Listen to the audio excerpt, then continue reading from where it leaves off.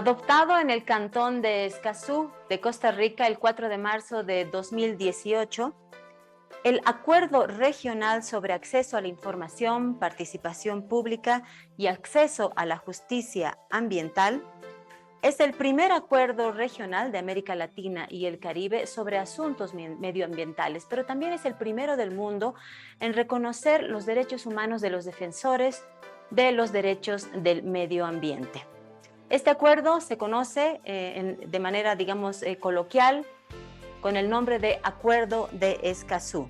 Hoy que el extractivismo y la explotación de los recursos naturales se ha hecho una constante, especialmente en los países de América Latina y el Caribe, el Acuerdo de Escazú entra en vigor con mayor fuerza. Y para conversar precisamente acerca de cómo se aplica este acuerdo en Bolivia y cuáles son los obstáculos con los que tropiezan las y los periodistas en el acceso a la información medioambiental, hemos invitado en esta sesión de Poder DIC, Derecho a la Información y la Comunicación, a dos expertas en la materia. Quiero dar la bienvenida, por un lado, que ambas están por vía Zoom, una desde Cochabamba y la otra desde Santa Cruz. Desde la ciudad de Cochabamba se conecta la abogada Mercedes Villarruel Medrano, que tiene maestría en gestión estratégica ambiental, además de diplomados en docencia universitaria y derecho constitucional. En la actualidad ella trabaja para la Liga de Defensa del Medio Ambiente, LIDEMA. Bienvenida, querida Mercedes. Muy buen día, gracias por la invitación a ti y a tu prestigioso canal o emisora y a todos los participantes o a los oyentes que tienes de tu programa. Gracias. Gracias, Mercedes. Y está también con nosotros desde Santa Cruz una amiga ya de la Fundación para el Periodismo, nuestra colega Rocío Lloret, que es directora, periodista obviamente, y directora de la revista La Región, que se ocupa de temas medioambientales, además de turismo sostenible. Gracias, Rocío, por aceptar la invitación. Querida Pati, un gusto estar siempre contigo y un gusto conocer a Mercedes en esta oportunidad.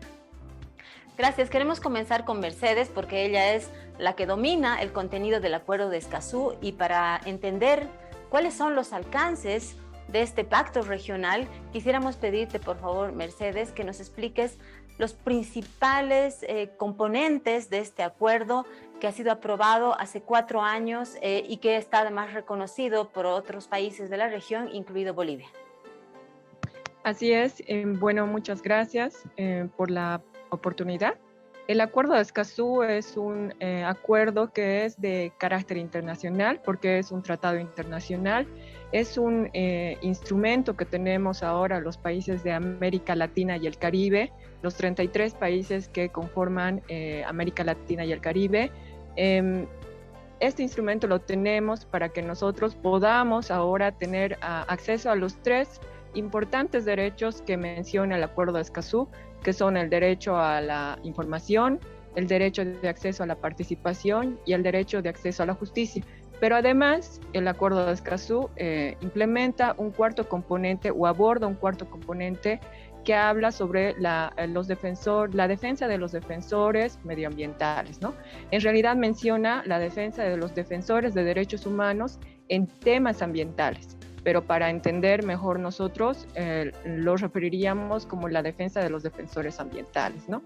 Este acuerdo o tratado, que no solamente es importante para nuestro país, Bolivia, que es uno de los países que lo ha ratificado, lo ha firmado, porque este acuerdo fue firmado primero por 23 países y luego ha sido ratificado por 13 países, ¿no? Antes, cuando ya ha entrado en vigor, el 21 de abril del 2021, diré el 22 de abril del 2021, ¿no? Que ha sido un regalo a nivel internacional que se nos ha hecho a todos los latinoamericanos, los del Caribe, para la defensa de nuestros defensores y de nuestro planeta Tierra, como nosotros conocemos nuestra madre Tierra.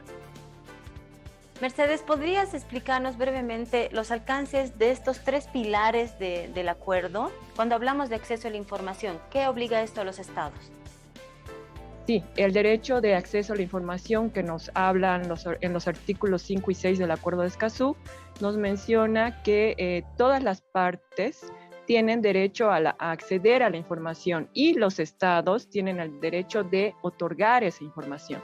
¿no? Y no solamente acceder, sino también el derecho de poder nosotros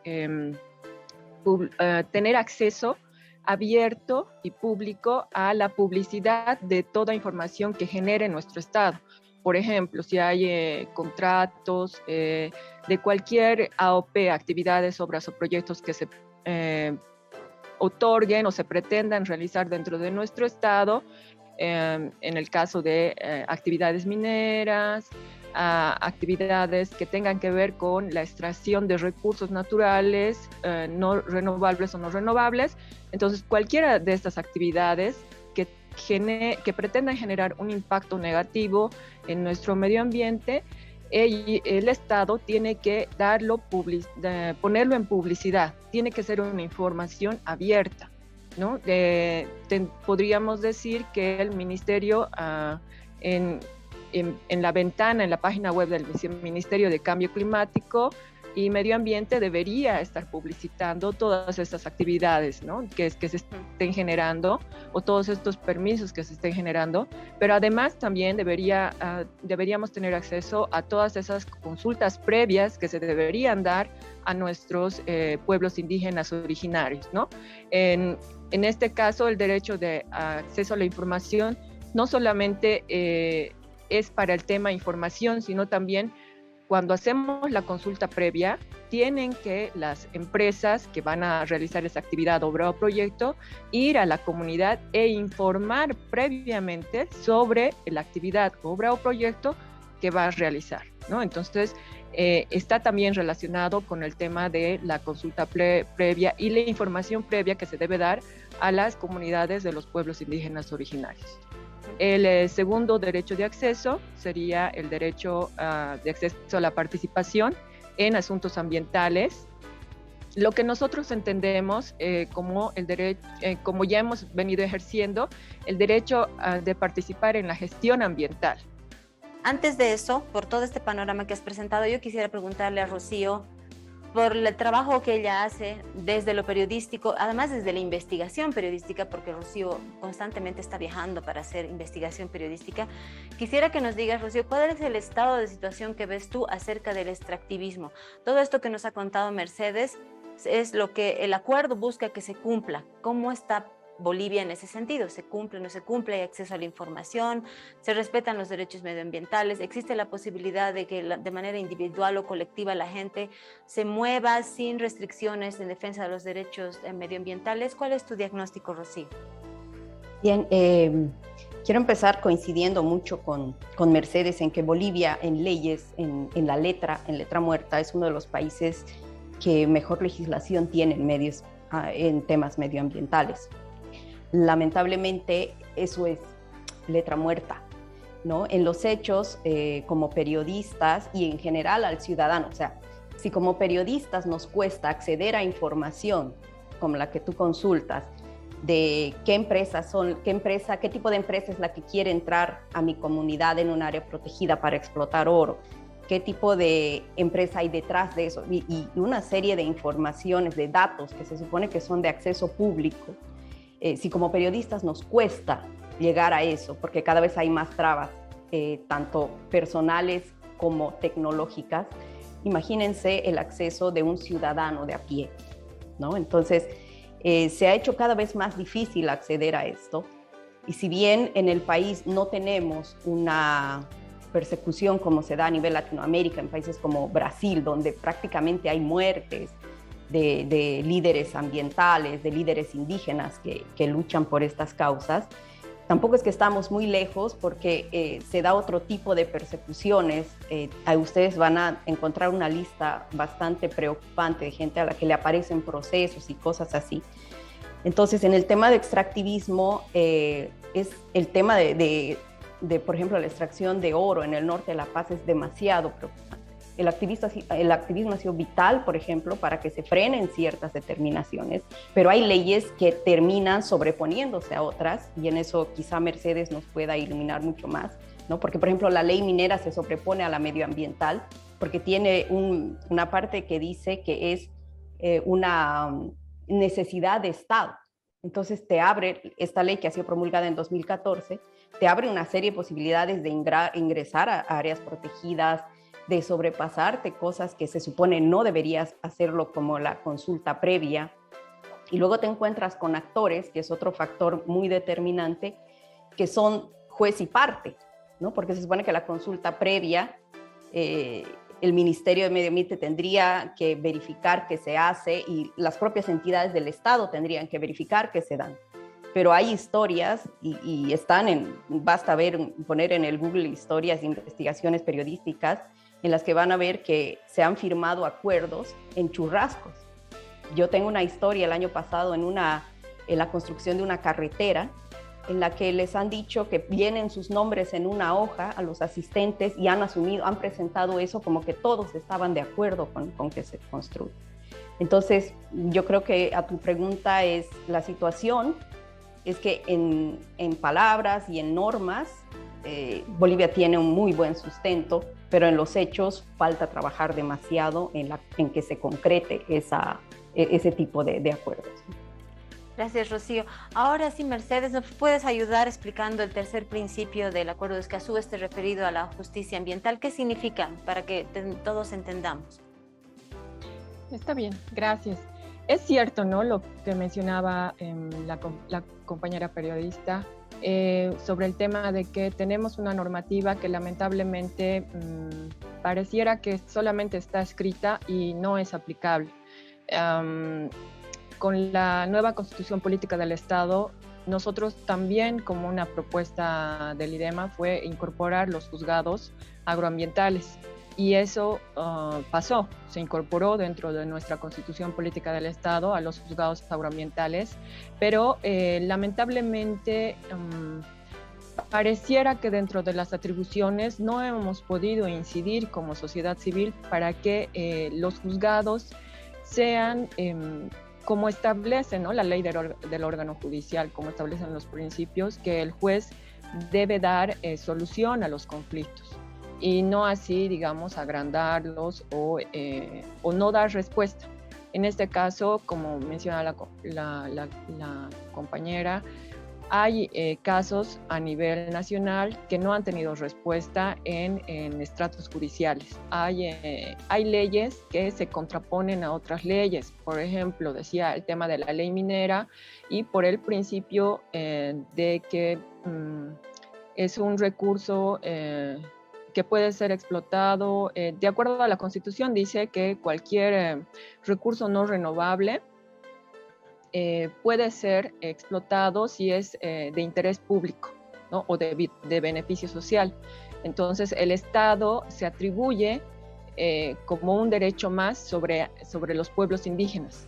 Por ejemplo, sobre nuestras áreas protegidas, el Estado tiene un derecho mayor, un derecho prioritario sobre nuestros recursos naturales, ¿no? Eso nos quiere decir la Constitución.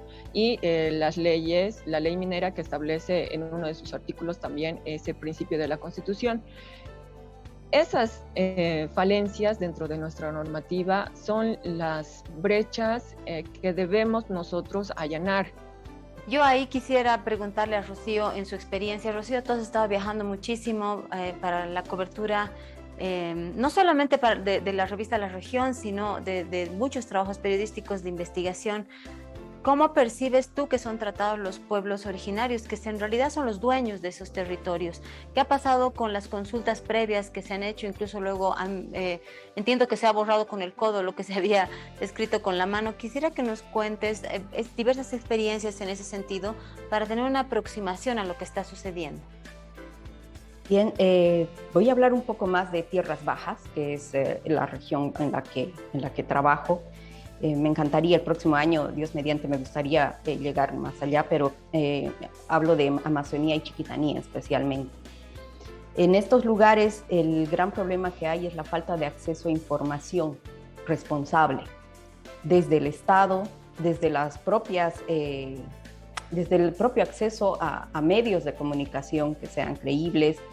Entonces, muchas veces, como contábamos, que parece una anécdota, pero es una realidad, es que las empresas comúnmente que buscan entrar a explotar recursos naturales a estos sitios, suelen apelar directamente a necesidades que tienen los pueblos indígenas, que eso es innegable también, ¿no? Estamos en pleno siglo XXI y todavía hay personas que tienen que caminar muchos kilómetros para acceder a un centro de salud.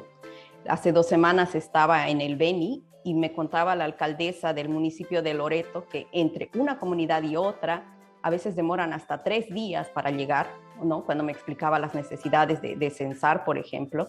Entonces, imagínense ese tipo de realidades y cómo es que se tendría que trabajar efectivamente en socialización, como dice su nombre, uno de estos proyectos, y no se hace.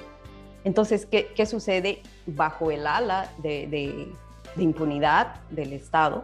Es que muchas de estas empresas llegan directamente con sus técnicos, le hablan a la gente en un lenguaje inentendible ni siquiera para un periodista, ¿no? Porque le hablan técnicamente, pero sí casi siempre mencionan que va a haber beneficios, pero cuando uno empieza a ver qué tipo de beneficios, se da cuenta que están ofreciendo una escuelita de $20,000, están ofreciendo, yo qué sé, un coliseo, así unos montos que pareciera que son altos para ellos, para su realidad, pero que en los hechos son ínfimos si valoramos qué es lo que se van a llevar de ese lugar, ¿no? Y el problema no es la discusión de desarrollo, porque los propios representantes de estos pueblos te dicen, sí, pero nosotros también queremos desarrollo, y por supuesto que tienen derecho a ello, ¿no? Un subalcalde en el área protegida de San Matías, donde quería entrar una minera para explotar oro ahí, me decía, es muy fácil para las ONGs decir que no aceptemos y todo, pero otra cosa es venir aquí y ver cómo se están yendo nuestros jóvenes, y esa es una realidad también, ¿no? O sea, son lugares a los que tienes que entrar cuando no llueve, o sea, en unos viajes terribles de 6, 8, 10 horas, ¿no? Y que a veces no tienen o sea, les ingresan alimentos de un municipio que no les corresponde a ellos porque está más cerca. Estoy hablando de una comunidad que se llama Santo Corazón. Entonces, tú dices, sí, ok, puede. El tema no es prohibir la explotación y que todo se conserve así, sino es cómo lo haces sostenible y cómo lo haces responsable. ¿Cómo le informas tú correctamente a esa gente lo que va a pasar, ¿no? Que para explotar tal o cual mineral necesitas extraer agua, por ejemplo, que necesitas, que vas a pasar por sus bosques y que al pasar por sus bosques les vas a cambiar el ecosistema. Entonces, el tema no pasa tanto porque sea una lucha férrea de que nunca se explote nada, sino que se lo haga de manera responsable y sostenible. Por eso es que ahí Mercedes coincidirá en que las propias leyes te demarcan que tienes que tener informes ambientales, informes de impacto, informes o temas de mitigación, o sea, cómo vas a tú mitigar esa acción, ese perjuicio que le estás causando al territorio, cómo puedes tú luego, dentro del número de años determinado, cómo vas a compensar todo el daño que estás causando. Todo eso está normado, pero el tema es que eso no se cumple y ni siquiera los organismos internacionales llamados a hacer cumplir lo hacen. Vuelvo al ejemplo de esta carretera que se está construyendo entre San José y Concepción, por ejemplo. Los pueblos indígenas han tenido que recurrir al Banco Mundial para que el Banco Mundial, que es uno de los financiadores, pueda intervenir y ver, porque los estaban dejando sin agua. Y el Banco Mundial intervino porque entre sus normas tiene esa potestad y bueno, ahora les van a compensar con un monto, ¿no? Entonces ahí tienes dos elementos bien importantes. Uno, con cuánta información los pueblos indígenas son sometidos o aceptan este tipo de proyectos. Yo me animo a decir que casi nula. Y el otro es cómo lograr que a la vez haya desarrollo en estos lugares, pero que sea un desarrollo sostenible, mitigable y en lo posible con un menor impacto al medio ambiente, ¿no? Mercedes, una consulta. ¿El acuerdo de Escazú establece algún tipo de sanción para los estados que incumplan con los principios? ¿O algún, no sé, llamadas de atención, algo así? ¿Se aplica en estos casos? Bueno, el acuerdo de Escazú es más que todo una herramienta para el logro de la participación y la justicia y del acceso a la información. En realidad, una sanción como tal, la sanción es que la obligación, y no es sanción, sino que obliga a los estados a cumplir estos derechos, ¿no? Porque son derechos además humanos, los tres derechos de acceso a la información, a la participación y al acceso a la justicia, son derechos humanos que están siendo abordados por el Acuerdo de Escazú, pero en específico para la defensa de los defensores ambientales, porque recordemos que en América Latina y el Caribe han existido varios líderes indígenas o líderes ambientales, defensores ambientales que han sido asesinados por intereses de las mega empresas, de los extractivistas, de los madereros, ¿no? Recordemos el caso de Chico Méndez, que hablan, que bueno, él es de México, pero lo hablan, ¿no? Lo hablan en una canción, lo mencionan. En Colombia han sido varios pueblos, varias indígenas y líderes han sido asesinados. En nuestro país, en el tema de avasallamientos, porque avasallamientos es defensa de tierra y territorio, y hay que hablar las cosas bien claritas, ¿no? Si el avasallamiento es un delito establecido por la ley contra el avasallamiento y el tráfico de tierras. Entonces, si es un delito que ha sido incorporado de acuerdo a la ley contra el avasallamiento dentro del Código Penal como un delito penal, y al tráfico de tierras igual como un delito penal, ¿por qué la policía, o sea, nosotros los instrumentos que tenemos para aplicar nuestra normativa son la policía en primera instancia? Porque ante la comisión de cualquier delito nacen dos acciones, ¿no? La acción civil y la acción penal. Entonces, para la detención de estos posibles delinquidores estaría la policía, que tiene que ser el principal instrumento del gobierno para poder nosotros, tanto ciudadanos como pueblos indígenas, tener acceso a una justicia real. Pero si la policía no actúa, porque en el tema de avasallamientos no solamente lo tenemos en Cochabamba, lo tenemos latentemente en Santa Cruz, porque hay mucha gente que está avasallando, no solo áreas protegidas, reservas ecológicas, etcétera. En Cochabamba es un riesgo latente el tema de avasallamientos en el área protegida Parque Nacional Tunari, en el Parque Nacional Carrasco, en poblaciones o comunidades circundantes al Parque Nacional Carrasco, entre Totora y otros municipios circundantes al Parque Nacional Carrasco. Entonces, para la defensa contra este delito y la defensa de nuestros derechos, estaría la policía en primera instancia quienes deben actuar, pero lamentablemente la policía no está siendo capacitada en el tema, no conoce el tema, le dicen avasallamiento, sí, pero ¿qué vamos a hacer? Tienen que ir no vamos a poder acceder o ir al lugar si no tenemos gasolina. O sea, hay una serie de limitaciones que nos dice la policía cuando tienen que ir a la punta del cerro aquí del Parque Nacional Tunari, porque primero que no tienen gasolina, que es lamentable, porque dentro de todo el presupuesto general de la nación debería haber mínimamente ese ítem para que estas instancias, que son instituciones públicas, puedan ejercer el tema de seguridad ciudadana, ¿no? Rocío, yo quisiera ya para cerrar el programa, tú de inicio decías que obviamente la situación en Bolivia no es la misma que en países como Brasil, Mercedes mencionaba los casos de México, Colombia también, pero dada la manera agresiva en que están avanzando los grupos de poder que toman control de los territorios con mucha riqueza natural, ¿tú crees que estamos al borde de ser, como periodistas o como líderes indígenas, por ejemplo, de sufrir este tipo de persecución, al punto incluso de que se pudieran generar algún tipo de ataques? ¿Tú conoces ya de estos casos acá en Bolivia? Mira, por fortuna no los conozco en concreto. Sé que ha habido incidentes con periodistas.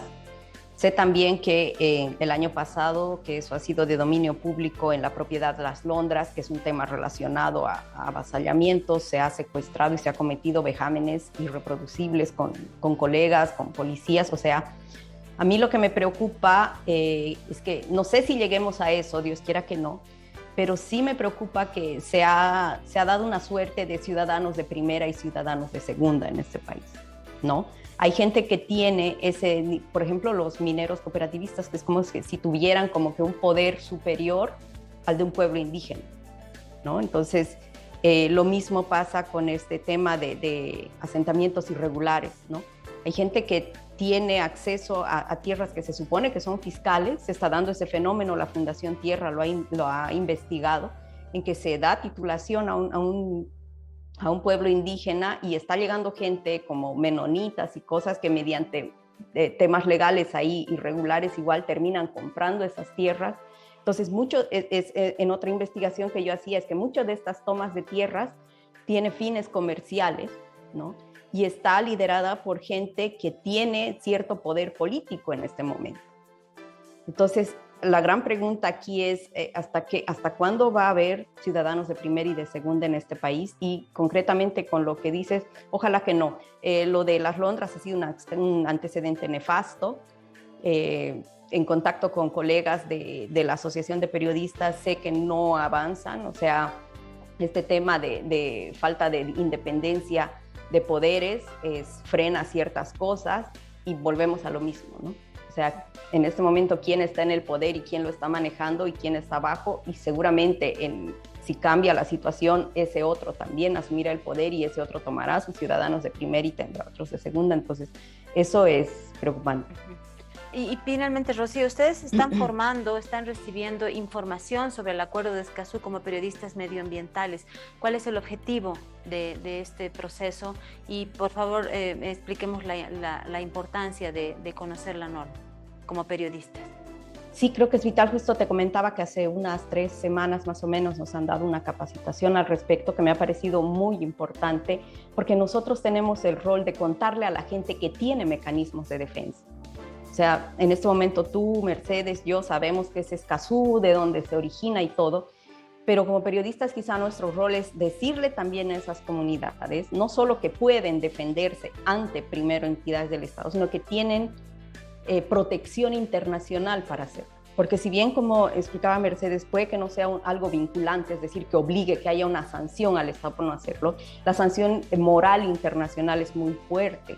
Este año Bolivia ha sido sancionada internacionalmente de manera moral por la ONU, por ejemplo, por no tomar cartas en el asunto del uso de mercurio en la extracción artesanal de oro. Entonces, que alguien de la ONU te mencione como país que no está cumpliendo con normas como el Acuerdo de Minamata, que es otro que te regula el uso del mercurio, te pone a ti en tela de juicio de cuánto, si practicas lo que dices, ¿no? Que eres pro madre tierra, que tienes leyes y todo, o si solamente eres quien redacta las leyes muy hermosas, muy perfectas, pero que no las pone en práctica. Entonces, respondiendo concretamente, es necesario que los periodistas no solo nos capacitemos en temas de Escazú, sino en otros de cambio climático, medio ambiente, ciencia, salud, que para mí va a ser una transversal en poco tiempo, ya que no se le está dando la importancia debida, pero que va a estar en nuestras manos darle a conocer a la gente que nos estamos acercando muy peligrosamente a un rumbo sin salida en temas medioambientales. Bueno, yo quiero agradecer muchísimo a ambas por su participación en el programa. Para quienes no sabíamos o sabíamos poco, o para quienes no sabían absolutamente nada del Acuerdo de Escazú, creo que esta es una información vital, la que hemos transmitido hoy en el programa. Así que gracias, Mercedes, gracias, Rocío. Esperamos contar en una próxima oportunidad con su visita al programa, con sus aportes. Y a la gente que nos sigue, pedirle que por favor comenten, nos parece un tema sumamente importante, que deje algunas sugerencias, preguntas también que podríamos absolver más adelante en otras sesiones de Poder DIC, Derecho a la Información y la Comunicación. Gracias, Mercedes, gracias, Rocío, va a ser hasta un próximo encuentro. Gracias. Gracias, Paticita. Un minutito te robaré, por favor, para informar sobre un tema.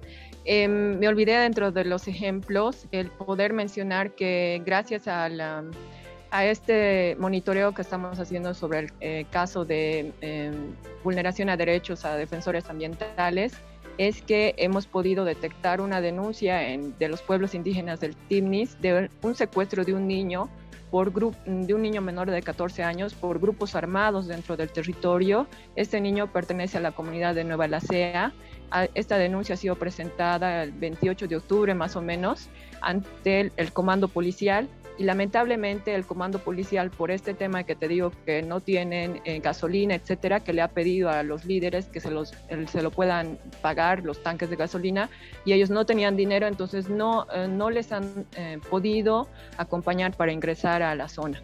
Pero estos grupos armados, yo tengo el recorte de la denuncia de la presidenta de las mujeres de los pueblos indígenas, la líder Ruth Rocha, quien nos menciona que estos grupos armados son tema de narcotráfico, ¿no? Y recordemos que no solamente la vulneración a nuestros pueblos indígenas y a las áreas protegidas hace más de 10 años no es solo por extractivismo o madereros, es porque han incursionado grupos armados de narcotráfico y que están vulnerando y mellando los derechos de grupos vulnerables como son nuestra niñez y las mujeres, porque hay vejámenes a mujeres también que han denunciado dentro de los pueblos indígenas del Timis. Y ahí es que también haciendo una denuncia a las instituciones del IDEMA pudieron acceder al defensor del pueblo. Y el defensor del pueblo tomó nota de su denuncia, pero no hay respuesta aún, o sea, no se les ha acompañado al lugar. El niño sí ya ha sido encontrado de nuevo, lo han golpeado, lo han afectado psicológicamente, y era para que hable sobre un dirigente del lugar, ¿no? Que él lo conocía o que era familiar.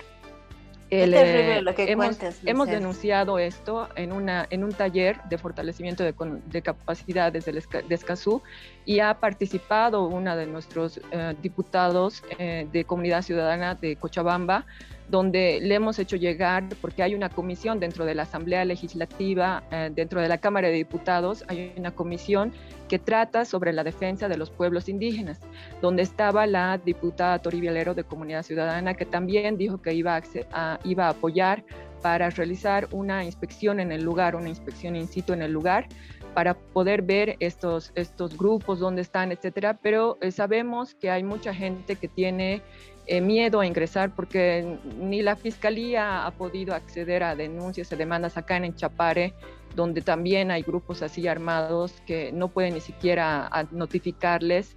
Entonces, de seguro, ahí se ha frenado, y que además que con la nueva elección de autoridades en el legislativo, por eso es que salió un nuevo presidente de la Cámara de Diputados, esta comisión se ha quedado en statu quo, y nuestra denuncia también, pero gracias a esta implicancia de un diputado en nuestro taller, es que él ha presentado una nota de solicitud. Todas estas capturas y el video te puedo pasar a ti para que puedan también socializar con la compañera periodista y hacer seguimiento también a esto, que los que están en La Paz, porque el diputado nos dijo que ha presentado esta nota a la Defensoría del Pueblo para, de manera escrita, le dé un informe sobre esa denuncia, ¿no? Te agradezco mucho, querida Mercedes, porque es sumamente importante. Además que este programa, sobre todo, nos sigue mucha gente, pero sobre todo las periodistas, porque somos una producción que busca fortalecer las capacidades, las habilidades, la reflexión desde el ámbito periodístico. Así que yo te voy a agradecer mucho que nos pases esta información, por favor. Es una señal de alerta muy fuerte. Ya podríamos decir, digamos, que es un primer caso registrado, ¿no? De eso hablábamos, Rocío, hace un instante. Y me parece sumamente importante, querida Mercedes, por favor, claro que vamos a recibir con manos abiertas esa información para socializarla con nuestros colegas. No sé, Rocío también podría socializarla en Santa Cruz. Yo me comprometo a hacerlo acá con mis contactos en la ciudad de La Paz. Yo ya lamentablemente tengo que cortar, el tiempo se nos ha acabado aquí, me están haciendo señales desde producción. Así que mil gracias, Mercedes, y mil gracias, Rocío, por su participación. Hay mucho que hablar en esto, creo que amerita una segunda cita con temas más específicos y así podemos profundizar. De veras les agradezco mucho. Muchas gracias. Gracias a ti, Pati. Un abrazo.